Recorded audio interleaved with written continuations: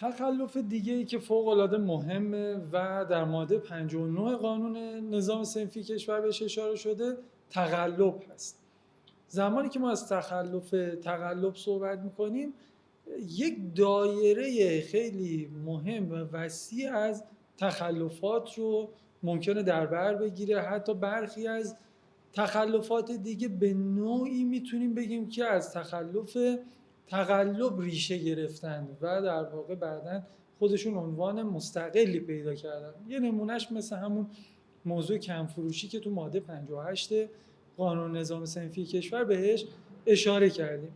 اما در اینجا در ماده 59 قانونگذار تقلب رو تعریف کرده، گفته عبارت است از عرضه یا فروش کالا یا ارائه خدمتی که از لحاظ کیفیت یا کمیت منطبق با مشخصات کالا یا خدمت ابرازی یا درخواستی نباشد. پس زمانی که از تقلب صحبت میشه چند نکته رو ما باید در نظر داشته باشیم. یکی این که عرضه یا فروش، یعنی همون جوری که ما در تخلف گران فروشی داشتیم لازم نیست حتما اون فروش اتفاق بیفته.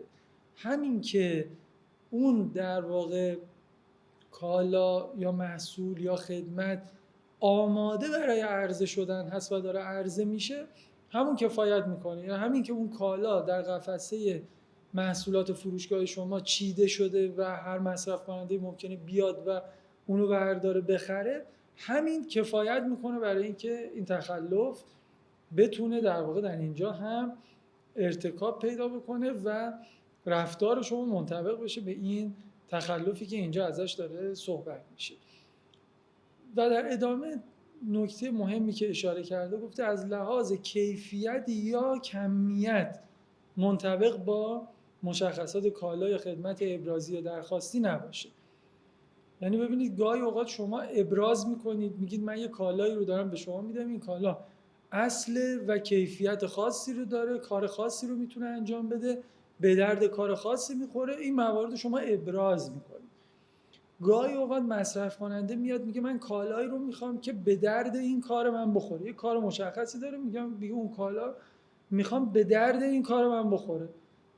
مثلا برنامه نویسه میگه من لپتاپی میخوام که به درد برنامه نویسی من بخوره. یا فردی میاد میگه من یک در واقع کالایی رو میخوام از این برند و اینکه اون کالا اصل باشه، من دنبال کالای اصل هستم. اینجا داره درخواست میکنه. تفاوتی نداره که فروشنده ابراز کنه یا مصرف کننده درخواست کنه و فروشنده بیاد اون کالا رو ارائه بده. در هر صورت اگر اون کالا منطبق با کیفیت یا کمیت در واقع ابرازی درخواستی نباشه این تخلف ارتکاب پیدا میکنه. کمیت به چه صورت؟ شما در واقع اشاره کردید که این کالا در واقع فرض کنید که مقدار مشخصی داره، اینجا اگر کمتر از اون مقدار باشه شما یه عنصر فریب هم اینجا داری، یک اقدام متقلبانه هم داری اینجا انجام میدی و رفتار شما مشمول در واقع تقلب میشه در اینجا. و از طرف دیگه گاهی اوقات هم کیفیت کالا اون ویژگی رو نداره. یعنی همونجور که عرض کردم مثلا شما دنبال کالای اصل هستید، اون کسب و کار به شما کالایی رو که اصل نیست و کپی هست یا در تقلبی هست به شما ارائه میکنه با عنوان یک کالای اصل، یعنی در قالب کالای اصل به شما این رو ارائه میکنه. البته ما در عمل میبینیم گاهی اوقات فروشنده‌ای کالایی که اصل نیست ارائه میکنه و خودش میگه که اون کالا اصل نیست و این کالا مثلا فرض کنید قیمت نسخه اصلیش مثلا چندین برابر این کالایی هست که در واقع اصطلاحاً مثلا کپی خوبی از اون کالای اصلی محسوب میشه، مثلا های کپی یا در واقع کیفیت خوبی داره ولی خب اصل نیست. در هر صورت اینجا اون تخلف ارتکاب پیدا نمیکنه. نکته‌ای که وجود داره این که جریمه تقلب به چه صورت هست و اگر کسی تقلب رو مرتکب بشه چطور باهاش برخورد میشه.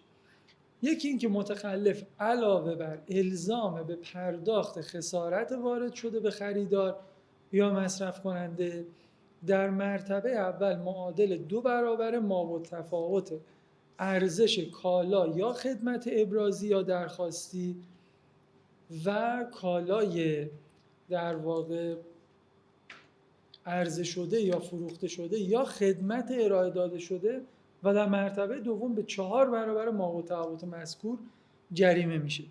یعنی شما فرض کنید در همون مثال فقط اومدید یه کالای کپی رو، یه کالای تقلبی رو به عنوان اصلی اومدید فروختید. اتفاقی که میفته اول شما باید مابالتفاوت اون قیمت اصلی و تقلبی رو برگردونید به مصرف کننده در قالب اینکه تا اینجای کار خسارتی که بهش وارد شد جبران کنید. در ادامه غیر از این در واقع جریمه شما مابالتفاوت قیمت اصلی و اون کالای کپی رو هم شما به چند برابرش محکوم میشید. پس گاهی اوقات شما میبینید قیمت، یعنی یه کالایی رو اومدید شما عرضه کردید، این کالا تقلبیه، شما گفتید این کالا اصله، منتها پولی که دارید از مصرف کننده میگیرید پول همون کالای تقلبی رو دارید میگیرید، یعنی به اندازه اصلی هم حتی ازش پول نگرفتید. اینجا چطور برخورد میشه؟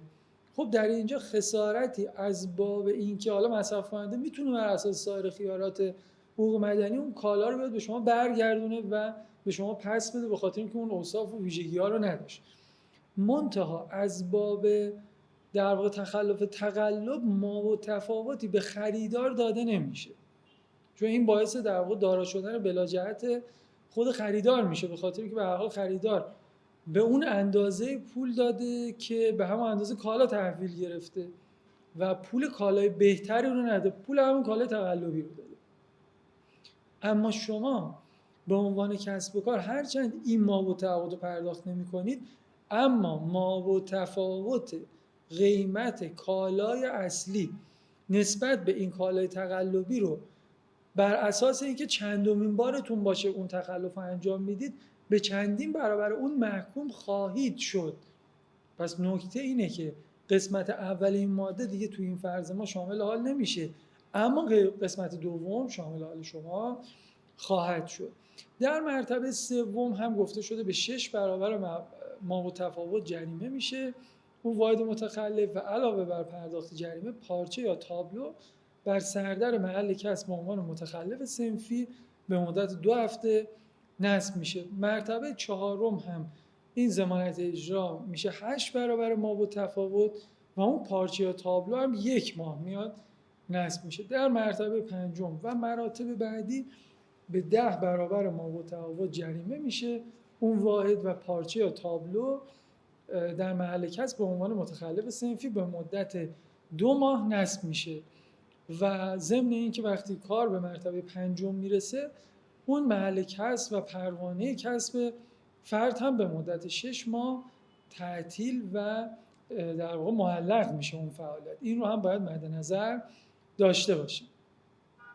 تبصره یک این ماده 59 در بحث تقلب میاد به نکته‌ای که ما بنا بوده با قواعد عمومی فرضاً قانون مدنی بیایم انجامش بدیم و به حق و حقوقمون برسیم، اومده در اینجا به ما یه قاعده داده و تصریح کرده و ضمانت اجرای مشخصی رو در حوزه صنفی اومده بار کرده. میگه در صورت تقاضای خریدار مبنی بر استرداد کالای مورد تقلب فروشنده علاوه بر پرداخت جریمه مقرر مکلف به قبول کالا و استرداد وجه دریافتی به خریدار است و در صورت استنکاف واحد صنفی تا اجرای کامل حکم تعطیل می شود.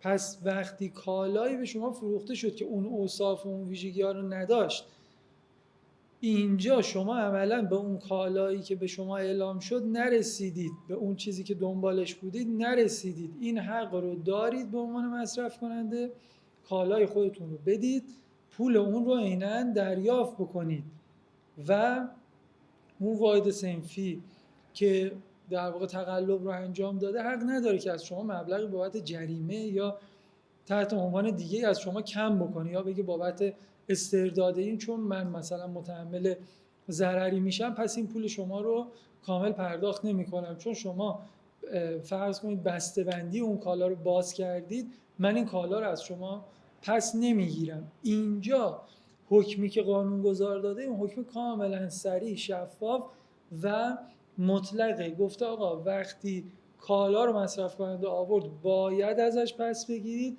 و باید عیناً بچش رو بهش برگردونید. در غیر این صورت انقدر واحد صنفی شما پلم خواهد شد تا زمانی که شما این تکلیفتون رو انجام بدید و پول مصرف کننده رو بهش برگردونید. پس شما میبینید این تخلف مثل بسیاری از تخلفات دیگه که ضریب داره جریمه ها چند برابری میشه، در خصوص کالاهایی که ارزش ریالی بالاتری دارن و اتفاقا تقلب شاید در اونجا مصداق بهتر و بیشتری داشته باشه، خیلی خطرناکتر است و ریسک زیادی رو برای کسب و کار شما به دنبال داره.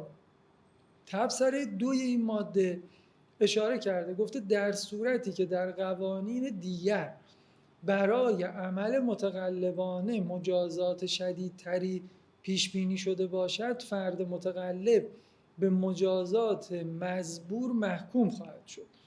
یعنی چی؟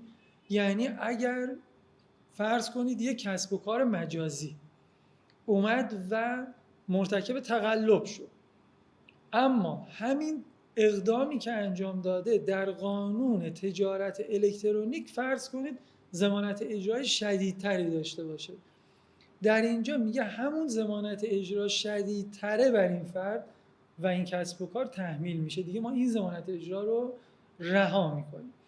یه تبصره در واقع 3 داره این ماده، میگه عرضه، نگهداری به قصد فروش و فروش کالا بدون علامت استاندارد ایران و ارائه خدمات بدون تایید مؤسسه استاندارد و تحقیقات صنعتی ایران در صورتی که استاندارد کالا یا خدمات اجباری شده باشد مشمول مقررات این ماده می شود.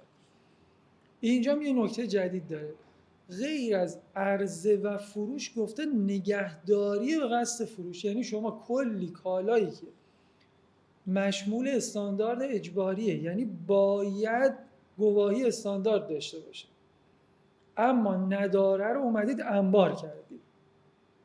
ظاهر حجم این کالایی هم که شما انبار کردید نشون میده که قراره که اینو بعداً بفروشید، انبار کردید که بفروشید. اینجا قانونگذار گفته اگر ما به این انبار دسترسی پیدا کنیم، خود این تخلف، یعنی همینجا این تخلف ارتکاب پیدا کرده. پس این هم فرض دیگری است که باید بهش توجه بشه در اینجا. تبصره 4 داره، میگه فروش کالاهای تاریخ مصرف گذشته در حکم تقلب محسوب میشه و مرتکب به جریمه مقرر در این ماده محکوم میشود. چنانچه کالا یا خدمات عرضه شده بنابر نظر کارشناسی غیر قابل مصرف باشد، جریمه و خسارت بر مبنای قیمت عرضه شده محاسبه می شود. پس ما در تبصره 4 بحثی که داریم بحث کالای تاریخ مصرف گذشته است. اینجا عرضه کالای تاریخ مصرف گذشته تخلف نیست، فقط فروش اون تخلفه. یعنی اگر در قفسه یک فروشگاهی کالای تاریخ مصرف گذشته مشاهده بشه، نمیشه گفت که این کسب و کار در واقع این تخلف رو انجام داده، بلکه اگر کسی این کالا رو خریده باشد میتونیم بگیم متخلفه، چون به هر حال ممکنه کالای در قفسه فرض کنید بوده، تاریخ مصرفش گذشته، فروشنده نتونسته در واقع قفسه ها رو در واقع تو چینش قفسه فرض کنید اون کالا رو خارج کنه. در هر صورت ممکنه در اون نقطه فروش، اون جایی که داره حساب کتاب رو انجام میده، ممکنه در اونجا بیاد این تاریخ رو بررسی بکنه.